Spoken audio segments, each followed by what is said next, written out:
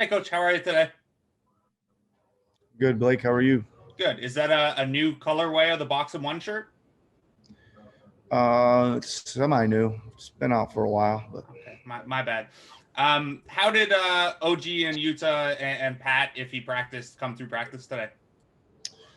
Yuta was out still. OG and Pat both look good. They both look good. Hopefully, we'll get some good news. Those guys before the game tomorrow, or at least with OG. I think Pat might be a few days away recovering, etc. Cool. Thank you, Coach. You're welcome, Blake. We'll go to Doug Smith. Nick, good afternoon, sir. Doug, what's happening? Not much at all, thanks. You guys are playing a whole ton of games in a whole few days. How does it feel to coach in that kind of grind? You've just come off a busy stretch, but you got a crazy busy stretch coming up. Well, I think we needed these couple days, Doug. I think that I'll give the guys credit. I'm not so sure we handled the back-to-back mentally or physically that well in Atlanta, but I thought we did dig down pretty good in Boston. Again, just watching the film, boy, we had a ton of opportunities at the rim. I think if a few of those go, we probably get a little more juice and energized and make that a really good game. But no, I think they've done a good job, but we certainly needed yesterday off and a light day today for sure going into this week. With no real practice time, and you got to integrate OG back in and Utah whenever he gets back, and Pat if he ever plays. What does that present? Issues does that present to you? Well, it's presenting some issues just kind of on I don't know if it's muscle memory or mental memory, just getting through, some things. I know it sounds strange, but there's I don't know, take out of bounds plays underneath, for instance. It seems like we got about 6 of them, but we only get through 2 of them because we haven't gone through the other ones enough because there's not enough repetitive action going on right now. But again, today we spent a lot of time just getting through, remembering some of those things and looking at some different counters to some of those things are important. You need to steal some of those buckets and you need to have a little more variety. It's just probably made the menu a little smaller for now, Doug, on some things. Excellent. Thanks very much. Enjoy the rest of the day down there. Thanks. Thanks, Dougie. We'll go to Josh. Hey, Nick. How you doing? Doing good, Josh. How are you? Good, thanks. With OG close and Norm playing so well, how much consideration do you give to maybe going with that smaller lineup and to be able to start both guys?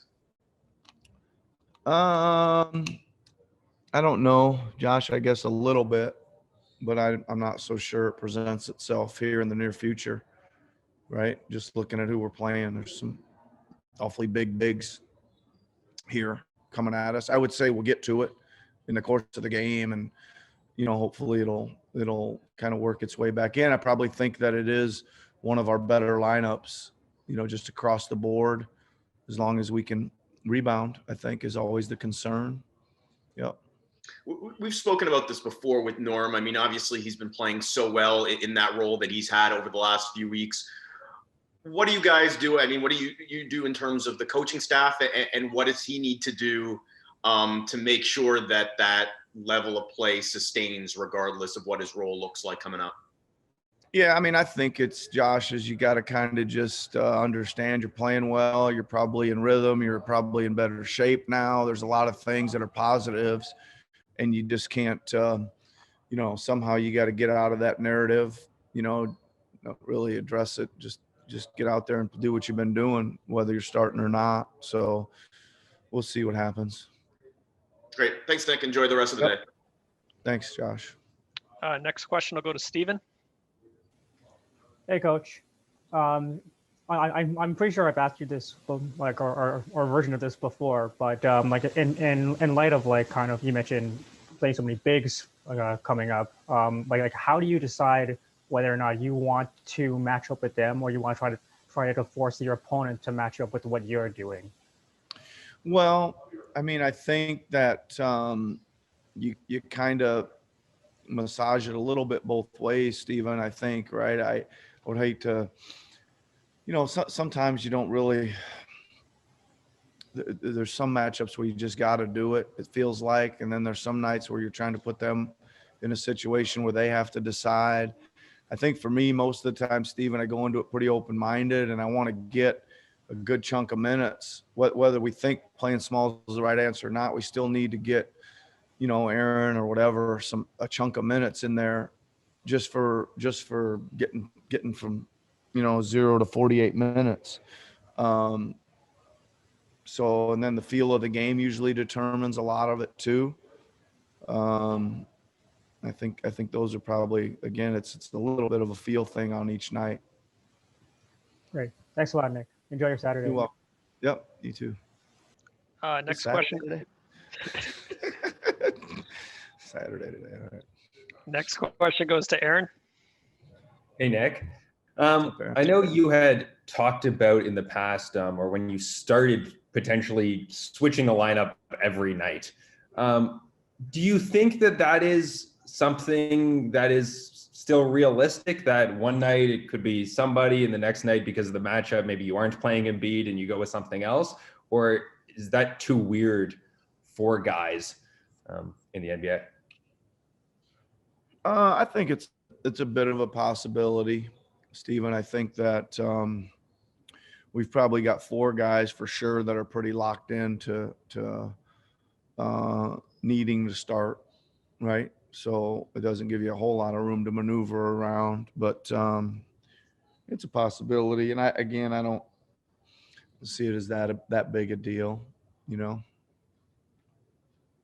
I remember you talking about earlier in the year that you wanted to find somebody like a ninth man or an eighth man, because it's nice when guys know exactly what they're doing. And I know Bembry just talked about that. Is it weird if one night guys don't know if they're starting to the next night, because sort of on the other side, people like to know potentially what their role is? I would say there's probably some mental, preparation that needs to go into what are you getting ready for going into the game. And then in saying that, you got to be able to kind of flip on a dime too, really, right? Because, things happen where guys get ruled out or something, something changes where you just got to, come in, or we think somebody's ready to go and they get ruled out or something. And when the starting lineup changes, so you got to be kind of ready. Sometimes shoot an hour before the game, you find some of that stuff out. So again, I think that just being somewhat flexible in your prep and your mindset, being somewhat flexible as the game goes on of how it's going to roll out on a certain night. And then again, just trying to do what we're trying to do on both sides of the ball to the best of your ability, no matter what the situation is. I think being able to be versatile is really key. Thanks, Nick. Thanks, Aaron. Coach, we've got 2 more for you. We'll start with Chris. Hey, Nick. Hey, Chris. A question about Norm. It just seems over the years he's kind of gone with the flow with what you guys have needed from him, whether it's starting, coming off the bench, and does well in either. I know he's said in the past, ideally he'd like to start, but just in terms of accepting that role and just kind of going with what you need, how much easier has that made your job? Well, I mean, I don't know if you can call it easier, Chris. I mean, not really much choice. Right. It does makes the decision easier. I don't know if I like it. It does, when we're missing a key player, it certainly doesn't make it easier, especially when we're playing game after game after game, right? There's a lot of games where you go out for a week and you miss 5 games. OG misses a good chunk of games. That's a lot. So the decision to who start becomes easier. But I'd certainly like the decision to be able to have some more healthy bodies. That's for sure. All right. Thank you. Yep. We'll wrap up today with Akiko from Kyoto News. Hi, Coach. How are you? Hi, Kiko. I'm good. Yeah, How are you? Very good. Thank you. Yeah, I have 2 questions. First of all, I want to ask you about a little bit more about Utah. What is his situation right now? Is it, just a caution or, Yeah, I mean, he turned his ankle in practice day before the Washington game.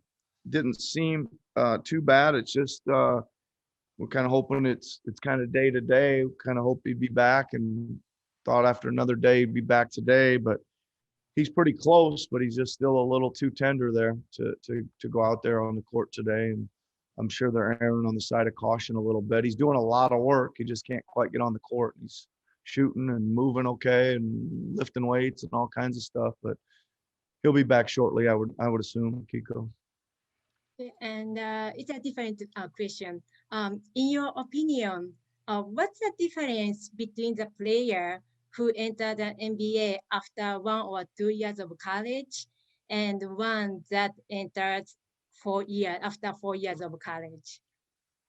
Well, I mean, it seems like obviously, I mean, there's an age difference, which usually comes with it, a little maturity and level as well. But I think, you know, just the sheer number of games that some of those 4-year guys play, you know, gets them in a little bit more of a situation where they can handle. I think you see it a lot, you know, around the league with the guys that did stay. They usually aren't as highly drafted, but they end up being pretty solid contributors. You know, they end up really, you know, they understand how to play. They're, again, a little bit more mature, a little older, a little more physical, all those things. So it seems like, unless you're just a super talent, right, that having that 4 years under your belt get you to understand the schemes a little quicker at both ends and all those kind of things.